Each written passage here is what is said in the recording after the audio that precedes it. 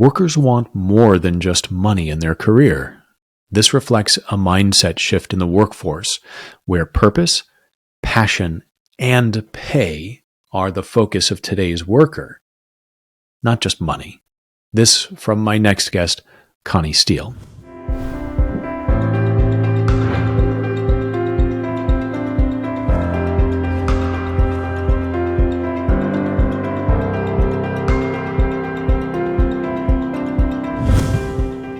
Today, Connie and I will be speaking about how to build a human-centered and fluid organization to adapt to this new world of work that's happening right now.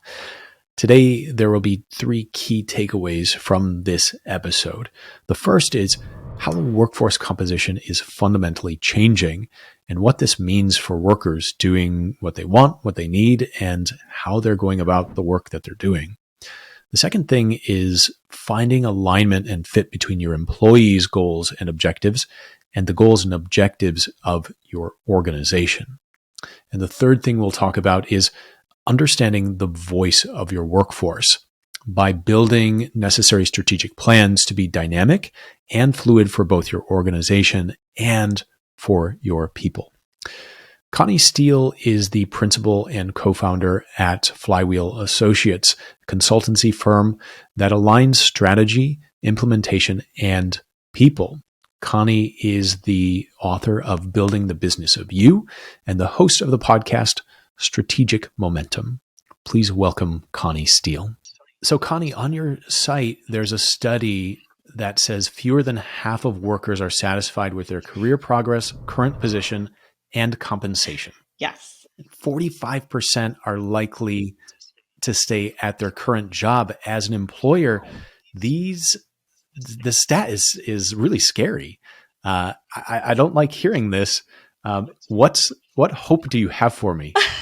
How can we fix this challenge? Well, yes, it's really unfortunate that you're seeing a lot of people not feeling fulfilled where they are. And, when you see that stat and you actually look at a lot of other reports as well, it's pretty consistent. People are not happy. And so the way to start addressing this is not to think that you can attract people and make them happy because of the benefits that you have, because of just pay, because there's been a shift in what the workforce wants.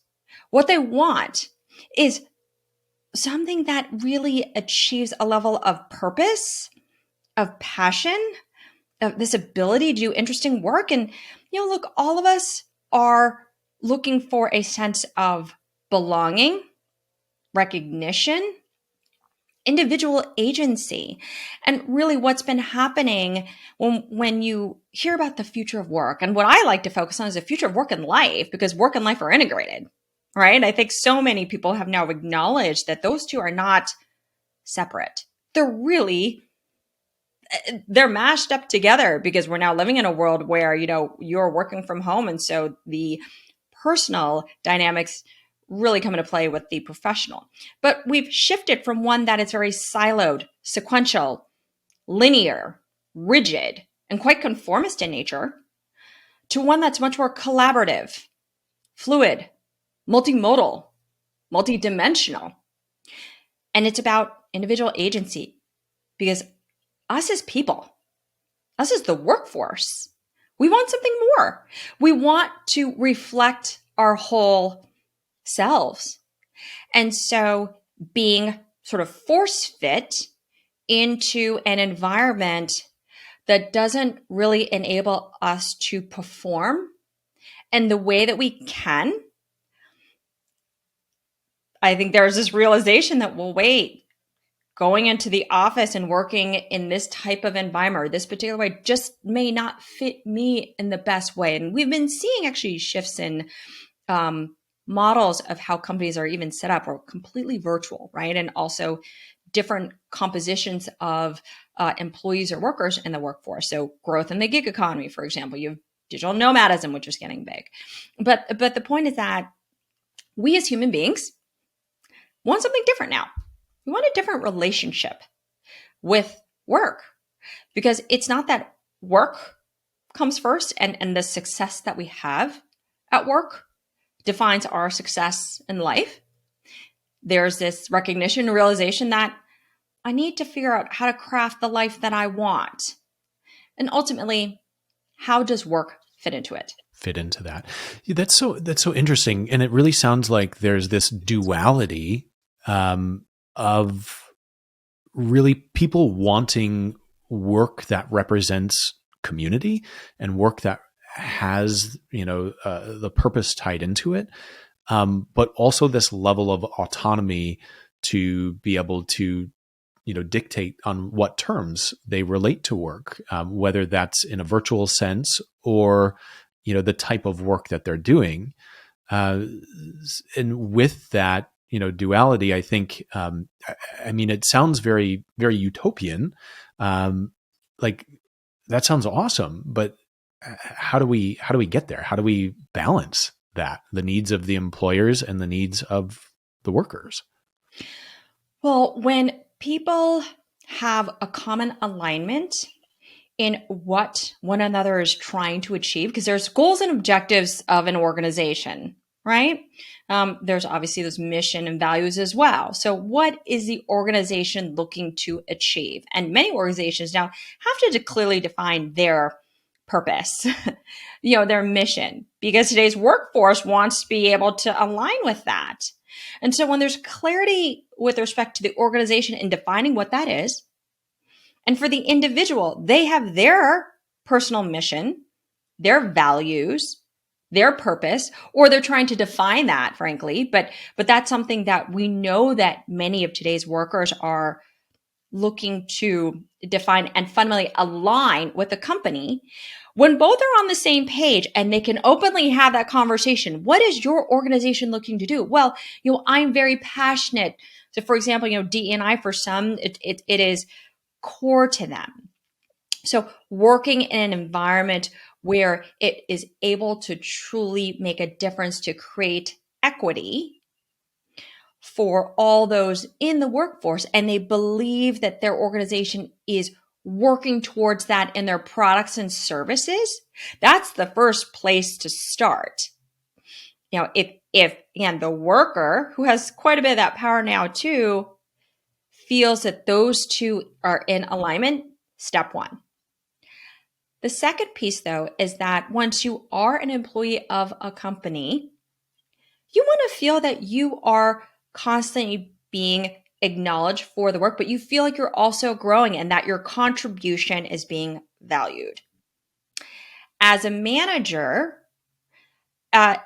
if you look at your employee as one where as long as they check out the boxes and do the work for you, that's good enough, and that should be enough of a reward, that's not going to cut it.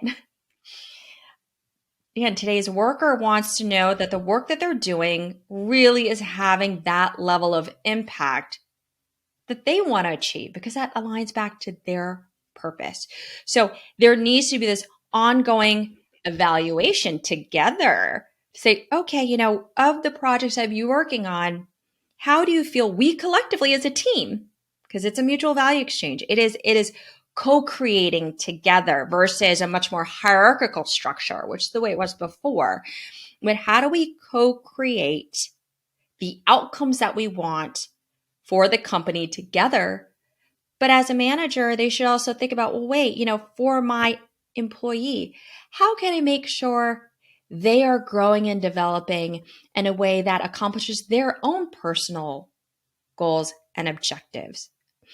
Because one, when an individual feels that they are cared for, when they feel their manager is invested in their success, also recognizing that they may not be there for the long term, but if they can help them start to build their career plan for them and show how the work they're doing in the company they're at now ties to this individual's longer term career plan or is a building block to something more, you feel that there's a tighter relationship. You feel that there is this desire to want to support them in a deeper way versus it being quite transactional.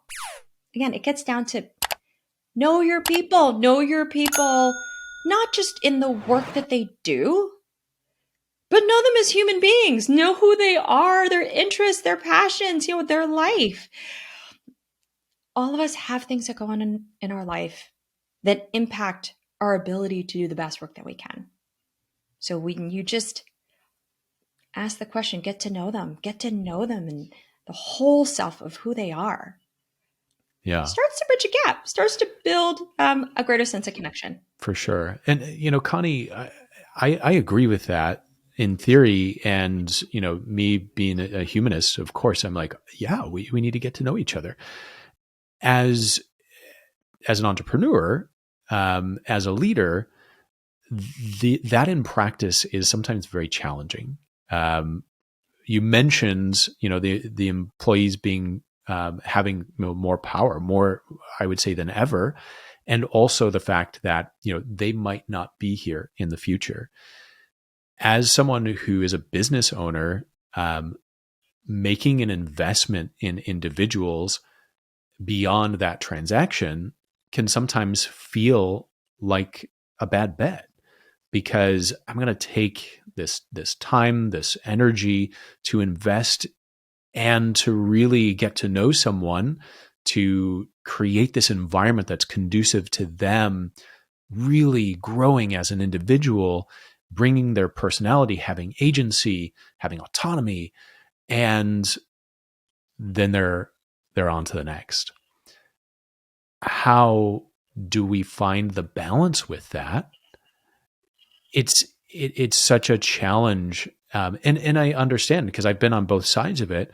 Um, how do we do that in practice so that you're not spending all of your time and resources just having powwows all day? Sure. Well, I want your leaders to also look at the talent that they can bring on board in a different way, because it's not all about full time necessarily anymore. So the worker status has been changing. Not everybody wants to be a full time employee to the different companies they engage with.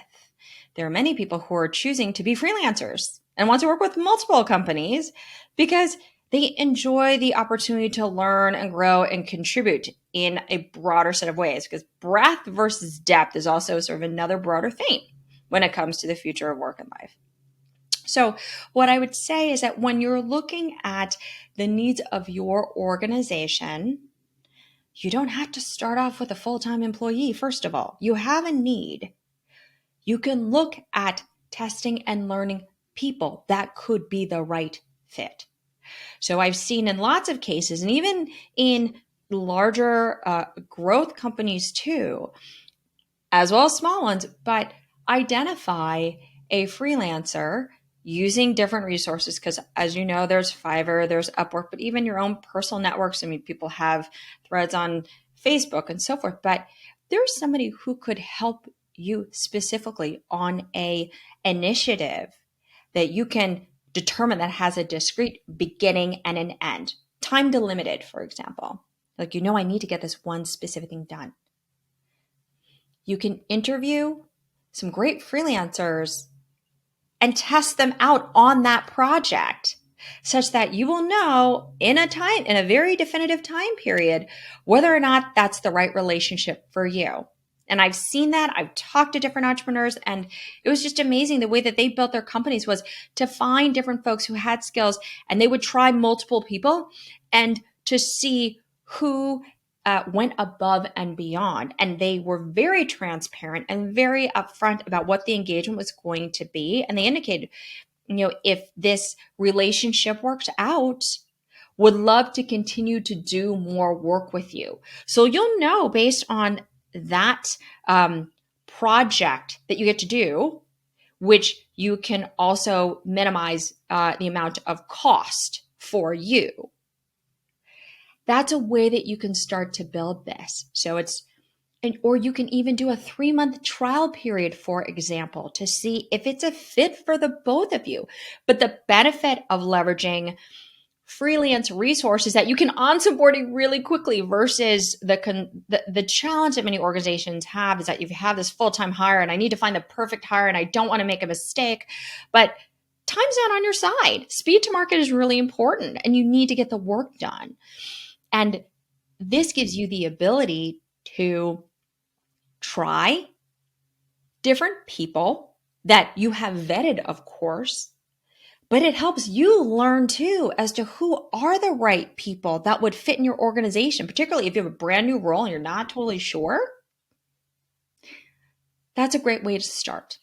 Yeah. I'd say another aspect. I love that approach. And that's really I think really wise as far as the, sort of try before you buy. And then you get to understand, who has that X factor, or what is it about an individual, or the approach that they take to work that is a good fit or is not a good fit, when you're looking to, grow for the future. I really appreciate that. And in some level, that, understanding that there's, so sort of limited time and budget for hiring, and the cost that's involved with onboarding, full-time employees or someone who's going to be, long term. It's a bit daunting, but if it's a predefined project for a specific amount of time, well, then you can define a fixed cost with that, and that is very attractive. Right. So I appreciate that. I'd say it also focuses or forces you as a leader to get specific about what it is you're also trying to accomplish. We often, we're doing everything. So you'd love to find somebody who's a catch-all who can help pretty much take the load off. So unfortunately, in that situation, you're not always thinking about the streams of work, the expertise that you need. This will force you to. And in that process, it'll enable you to realize, maybe I really just need X because this area is the one that really requires the greatest level of effort and takes up most of my time. But it gets back to you planning. I'd say another tactic, but yet strategy is you gotta plan a little too. Like, what is it that you're trying to do? What is it that really you need? What is the biggest lever that you think will deliver the outcome that you want? And move that forward. That's, Connie, I'm having a moment here where I'm realizing, oh, that's me, because I have been, for a couple of years now, looking for that right hand person, who will be my operator. Right, I'm the ideas guy. I am the one to cheerlead. Like that. That's my role. I do it really well. I want to create. I want to connect, and just rinse and repeat. But I need an executor. I need someone who can come in and get things done. And I want a right hand person. And I've had trouble finding that. And I think what I hear you saying is, rather than trying to look for that catch all, I need to do a little more work to focus on, what's going to bring the greatest impact. For instance, if I define, what are the SOPs for operations, and really understand the, 5 or 6 things that really make my business run, we define those, and to what degree we can, automate them or systemize them, then someone can come in as, as a freelancer and check those boxes without it having to necessarily be another individual. So that's an aha moment. Thanks for sharing that. Absolutely. And you're right. Sometimes the hardest thing to do as a leader is to take a step back and do the necessary analysis and introspection, to identify what are the real levers and drivers, because you're constantly going, and you're out there, and you're promoting the values of what your organization is. You're being that visionary, all those ideas are flowing, and you just want to go. But just like any company, if you don't do the necessary strategic planning for your business and pause for a moment and say, what am I doing just generally speaking myself, that's taking so much of my time. Am I optimizing my time the most effective way? Oh, wow. I guess I've been doing all these sort of areas that are much more tactical in nature. And then if it is really tactical in nature, it still needs to be done. Maybe the kind of person is a VA. VAs, of which virtual assistants, for those who may not be familiar with the term, uh, but that's someone who's incredibly tactical. And once they know what it is you need to have executed all the time, that can be a very low cost resource. Yeah, I can just do it. So you've set it up, but you now know what you need them to do. And it becomes a bit, it makes just your life easier and it gives you time. Everybody's just strapped for time. Yeah.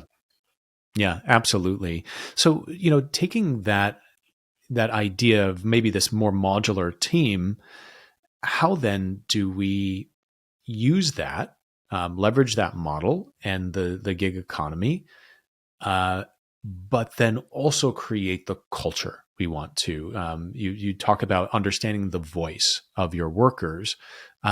So, where do we find that really sweet spot where we're getting our needs met as leaders, and the organization's getting its needs met, but then also, regardless of how long someone might be with your organization, it's going to be a great experience for them. How do, how do we approach that? Well, it goes back to those same principles that I mentioned before. When you, as a leader, as a business owner, are very clear about what it is your organization does, the value that it brings to others, and delivers the impact that you're looking to achieve, the people that you bring on board, regardless if they're full-time, part-time, freelancer, creator, gig worker, whatever worker status it is, they're bought into what they're looking to do with you. And when there's a level of transparency of the work that they're doing, and you're also showing how their efforts directly tie to new business, new partnerships, new relationships, they get excited because there's a direct linkage. And when you're in a small company, you pretty much do see the immediate impact, and they're going to want to do more. A lot of this too is, how do you take their creative juices, because they're going to be part of building your ongoing planning and operations together. It's no different. Their worker status is sort of irrelevant. It's they're bought into what you're trying to do, and you include them as part of the planning. So it's not, I plan, you execute. You may need to do that, start to have your plan and share it. But if you have the two-way conversation on, how can I make this better? What am I missing? Because this is my own experience. I have people on my team, they are all freelancers / consultants. And I have selected them too because they reflect the target audience, part of the target audience that I want to support. So I want their voice too. And I always tell them, okay, I want to hear what you think. I want to understand what you see. If you go out and look at information, tell me, because you're my eyes and ears too. So help me build a better service, product, what have you in the end. They feel vested too. That's how you get them really contributing and almost wanting to go the extra mile, because they're a part of creating something with you, not executing for you. And the only thing that they do, that's not a great way to feel valued, is just execute for me. It's like, no, this is so great. I'm helping this amazing leader build their business. And you're fostering a level of communication, transparency, and alignment such that all the people on your team, inevitably they'll be working with each other, but you've already facilitated that kind of culture. Yeah. Yeah, I love that. I mean, it just reminds me of, kindergarten, right? We all want to be helpers, and we all want to be the ones to, to help clean up at the end of class. And the more that we empower people to be part of that process, the better we feel. You used That's a very great. important word just there. It is about empowerment. It's not about being dictatorial. It is very much about how do you empower the people that you have selected because everyone is mutually aligned around the same goals and objectives. How do you empower them to do their best work for you? And everyone has different talents. Everyone has these passions and you want to bring their talents to the forefront. You may be able to spot the trends in them that they have talents that they didn't even know in themselves because of, you know, the role that you have. And if you can give them opportunities to leverage those talents or even put them in opportunities where they could build new skills, that's really valuable because then you could say, here's a new experience I want to give you because I see you having the potential. Or you're looking to expand on what they already have, or they may even tell you that, hey, we see you as a leader moving in this new space because you have it. And you might not even see it in yourself. So I think that's a way where mutual value exchange can just create some amazing synergies. I love that. Connie, as we wrap up, for leaders out there who are wondering, where do I begin? How do I start this process? Can you share with them just one simple thing that they can do right now today? They listen to this podcast and they go and they start one step towards this goal of creating this workplace. What is it? What does it start with? What's the one thing that they can do today? So I would say it's a mindset. I know that might sound, um, if you aren't very open to trying new things and having that mindset, it's okay if I tried and it doesn't work. Because usually what holds people back is fear. It's fear of failure because you don't think you did it right the first time. The reality is that we never do everything right the first time. We are not going to know if it's the right fit until you experiment. And it's about failing forward. It's failing isn't bad. I think fortunately in the culture that we've been, failure has been seen as a negative. But as we all know, as kids, how do you know if you like something? Let's go back to being children. Or as a parent, you expose your children to all these different interests to see, ooh, do you like dance? Do you like sports? Do you like theater? It's not failure. It's, does it click with you or not? You don't know. There's so many options out there. You just don't know. And it's okay not to know. None of us all know. Just start there. None of us know everything. So you have to experiment to see if it fits. So open up your mindset and don't beat yourself over the head and say like, oh my God, I didn't get it right. We all don't get it right. That's just a fact of life. I love that.